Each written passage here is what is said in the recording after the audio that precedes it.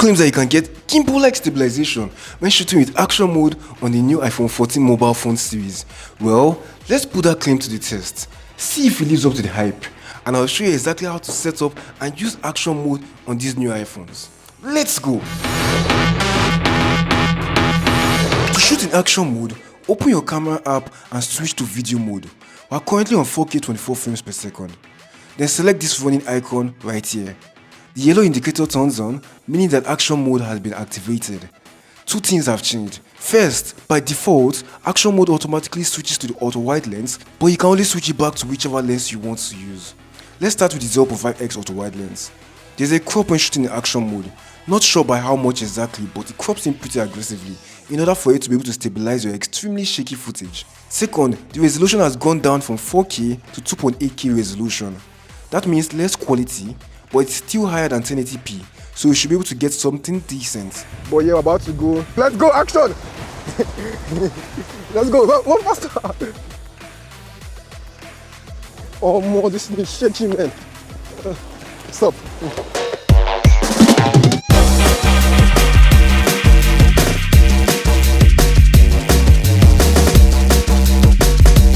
One thing you will notice is that the iPhone footage don't look the best straight out of camera. They have more of a flat look, but you can always colorate them and improve the footage as you see fit. Still on action mode, but instead of doing 24 frames per second, let's try 60. So I can try and slow it down later and see if the quality will still be decent in this action mode, 2.8K resolution. So 0.5x auto wide lens again. Okay, let's go, action! Faster, faster! Guy, this thing is just jumping. Hey!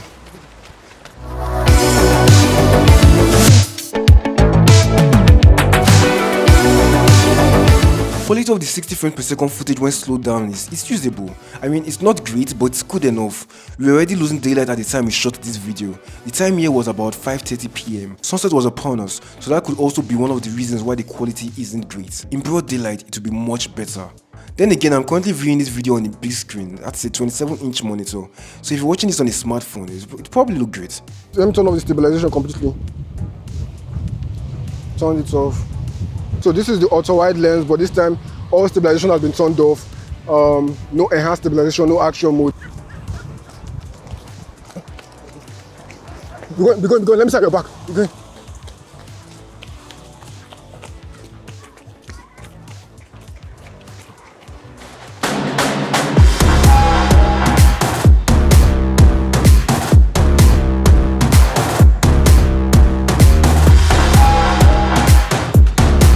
I shot with action mode, or shot with no stabilization at all. Now we shoot with the middle stage, which is enhanced stabilization. Action mode is the best, enhanced stabilization is the middle, no stabilization is the worst. But let's see how this should do. 3, 2, 1, action! Auto wide lens. Be going, you're too slow.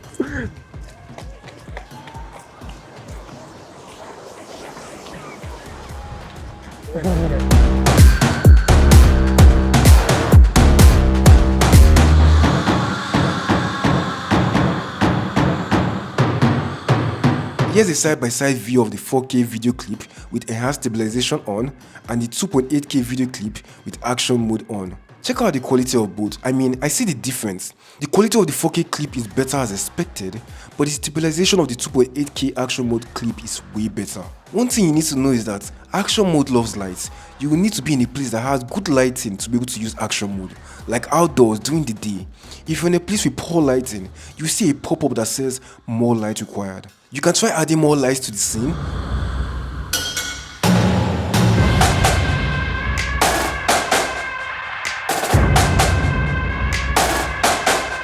Or you can go into settings, scroll down to camera, click on record video, and go down and turn on action mode lower lights.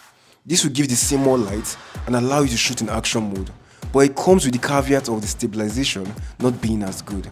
Think of it as trading some stabilization power for some lights. So we're about to test action mode, but this time I'm going to use the 1x lens, 4K 24. Turn on action mode. As we turn on action mode, it's back on the auto wide lens, so we'll switch to the wide lens. Now let's test the action mode with the wide lens. Now I've changed our model. It's Kesley. Kesley is a fire, it's a speedster. Are you ready to run? So we're about to go. Action! Let's go! I cannot even catch you. It's okay.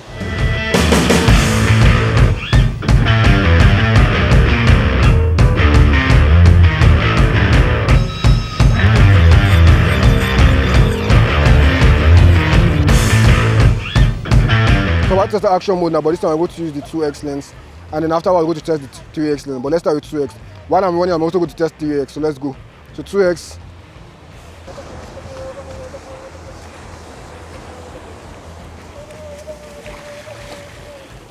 Kesley, keep on going. 3x lens. Turn.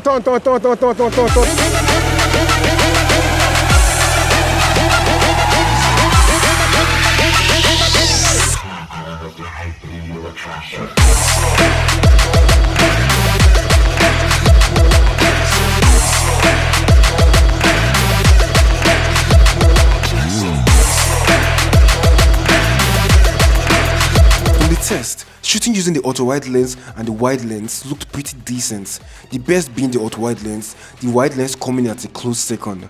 The 2x lens was still somewhat usable, which shows how good action mode is, because the tighter your lens is, the harder it is to stabilize properly. I wouldn't advise you ever use the 3x lens when using action mode, as this wouldn't look that good. It's not the best for fast-paced moving shots like this. In general, the wider the lens, the easier it is to stabilize, and the tighter the lens, the harder it is to stabilize. Mind you, Apple's not the first to do this.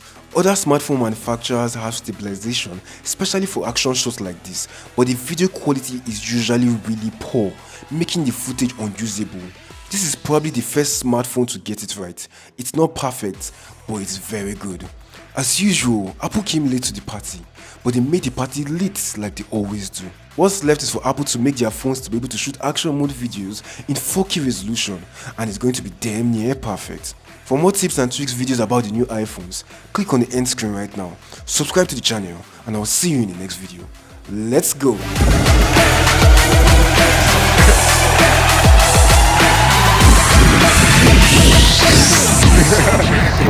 It's okay.